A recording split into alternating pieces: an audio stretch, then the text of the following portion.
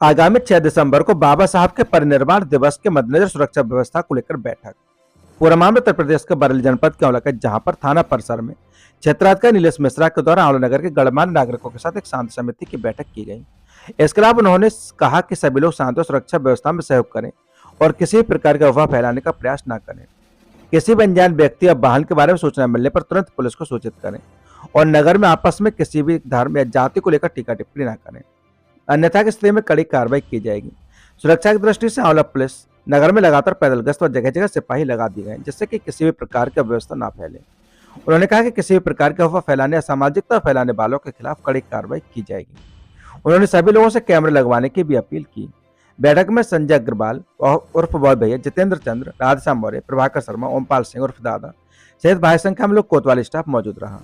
सच से कनेक्शन के लिए आंवला से नगेंद्र सक्सेना की रिपोर्ट। भारतीय किसान यूनियन ने राष्ट्रपति के नाम एक ज्ञापन को सौंपा। पूरा मामला उत्तर प्रदेश के बरेली जनपद के औलख है, जहां पर भारतीय किसान यूनियन टिकैत की तहसील शाखा आंवला के माध्यम से किसानों की विभिन्न समस्याओं व सरकार के स्तर पर आश्वासन के बावजूद भी लंबित मांग को निस्तारित न करने के संबंध में राष्ट्रपति को इसके मामले में ज्ञापन सौंपा गया, जिसमें उन्होंने भारत सरकार ने 3 कृषि कानून वापस लेकर यह आश्वासन दिया था कि विद्युत विधेयक 2020 वापस ले जाएगा, किसान पर धान की पराली जलाने का कानून वापस ले जाएगा, आंदोलन के दौरान लिखे गए सारे मुकदमे वापस ले जाएंगे। आंदोलन में शहीद हुए 750 किसानों को 25 लाख रुपए प्रति शहीद किसान के परिवार को मुआवजा तथा परिवार के एक व्यक्ति को सरकारी नौकरी और एमएसपी को गारंटी कानून बनाया जाएगा।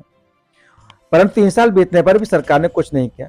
यह कि वर्तमान में गौतम बुद्ध नगर जनपद व अलीगढ़ के किसानों का विकास प्राधिकरण से संबंधित मार्गों को लेकर किसान धरना चला रहे हैं। गौतम बुद्ध नगर के किसानों को सरकार के प्रतिनिधियों ने 1 सप्ताह में समस्याओं के समाधान का आश्वासन दिया था। आश्वासन पर भरोसा कर किसान शांतिपूर्ण धरना दे रहे थे। सरकार ने अपने आश्वासन के विपरीत किसानों पर दमनात्मक कार्रवाई कर सैकड़ों किसान नेताओं को गिरफ्तार किया, जो कि असंवैधानिक है।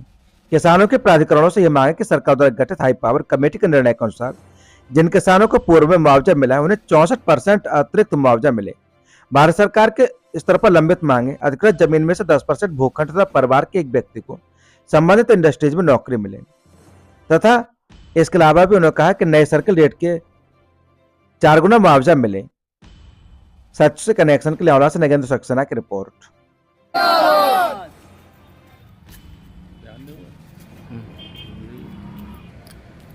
ज्ञापन इसलिए था कि सन 2021-19 दिसंबर को भारत सरकार ने हमें दिल्ली के बॉर्डरों से किसानों को ये कह के उठाया था कि आपकी जो भी मांगें हैं उन पर हम पूरा विचार करेंगे, इनको हम पूरा करेंगे।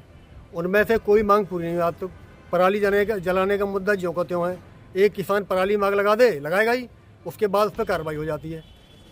बिजली का स्थिति है कि स्मार्ट मीटर के नाम पर लोग लूटे जा रहे हैं। एक किसान पर बता रहा है 4 लाख बिल आ गया मेरे घर का।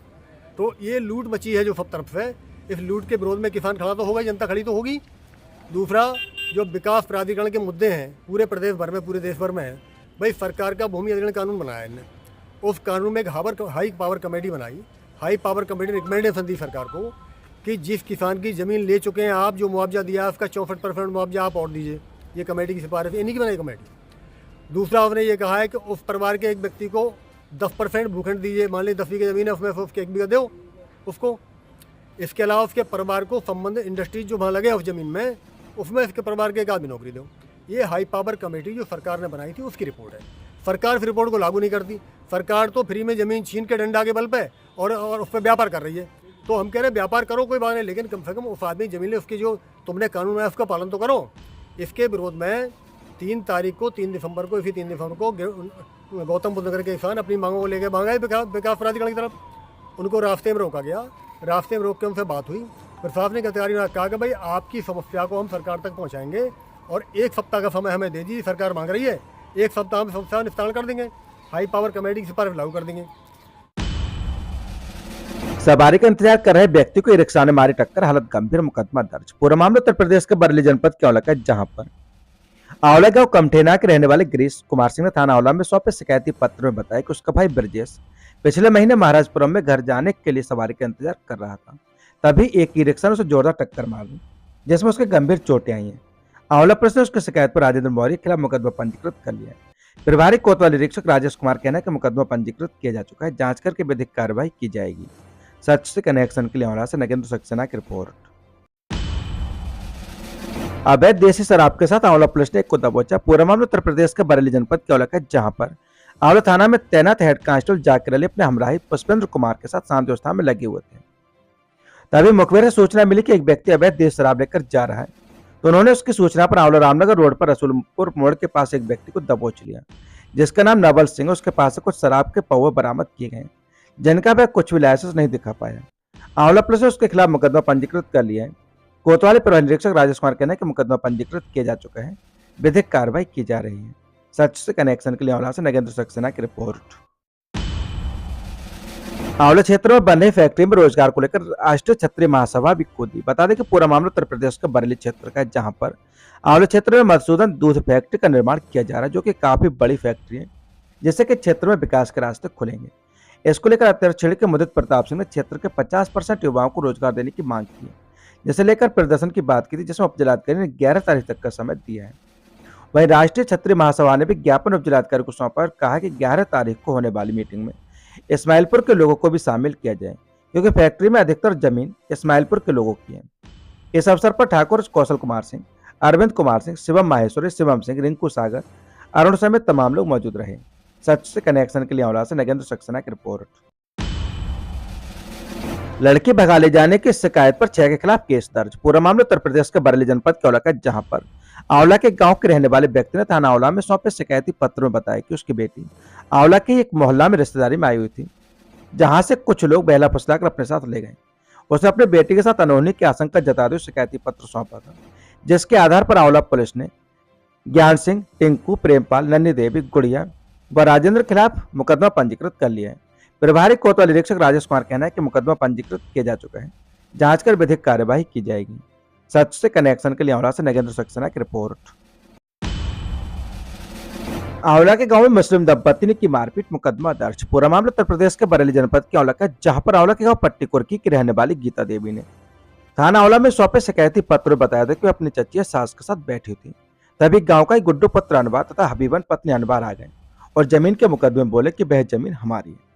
उसकी चचिया सास ने इस बात का विरोध किया तो उन्होंने गाली गलौज करते हुए मारपीट की। उसकी शिकायत पर आंवला पुलिस ने मुकदमा पंजीकृत कर लिया है।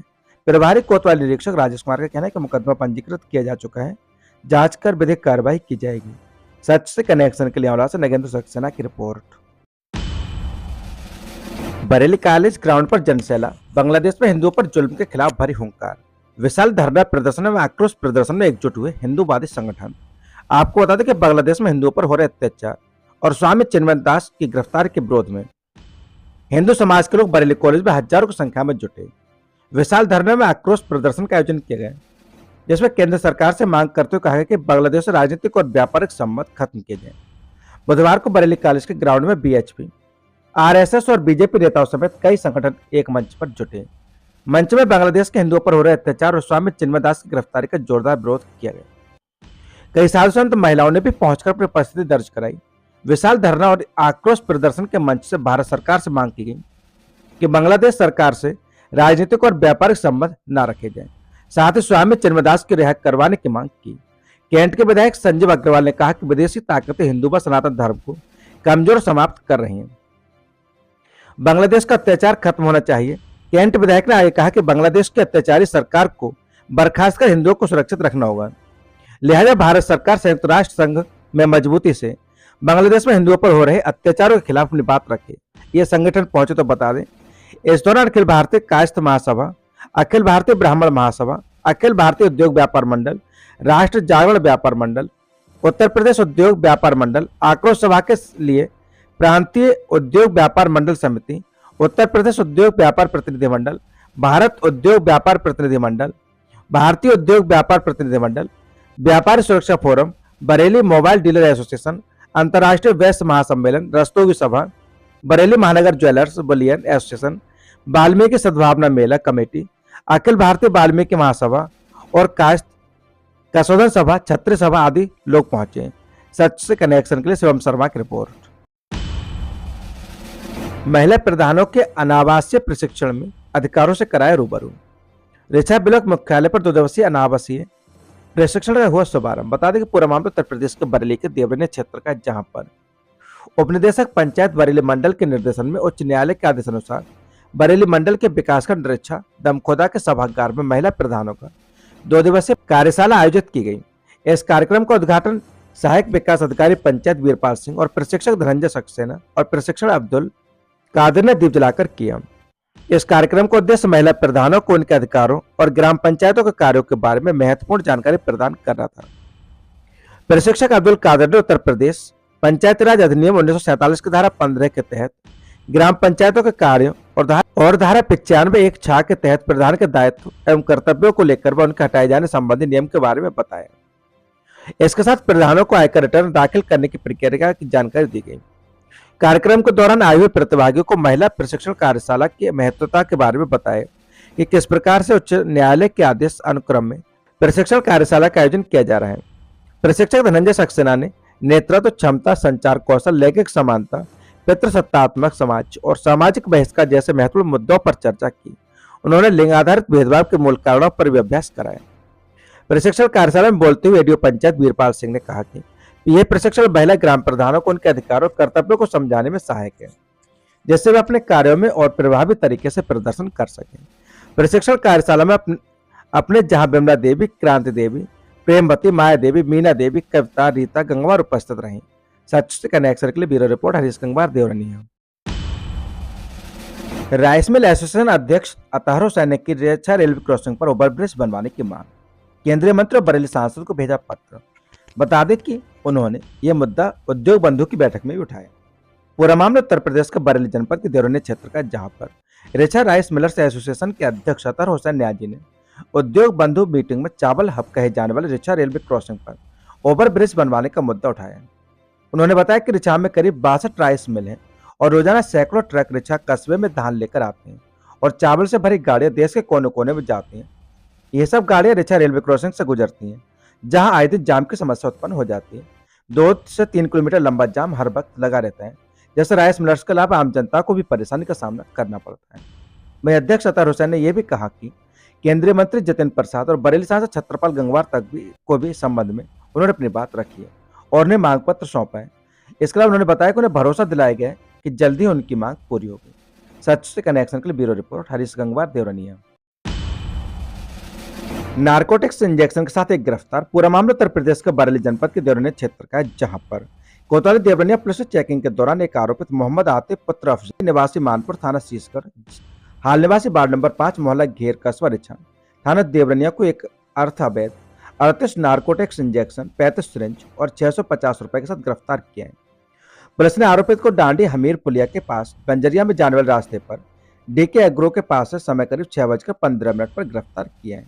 इंस्पेक्टर दिनेश कुमार शर्मा ने बताया कि गिरफ्तार आरोपित के खिलाफ कार्रवाई की जा रही है, उसे न्यायालय के समक्ष पेश किया जाएगा। आरोपित को गिरफ्तार करने वाली टीम में रिछा चौकी इंचार्ज कुशल पाल सिंह, उप निरीक्षक राजवीर सिंह, हेड कांस्टेबल विकास कुमार, देवेंद्र सिंह आदि रहे। सच से कनेक्शन के लिए ब्यूरो रिपोर्ट हरीश गंगवार देवरनिया।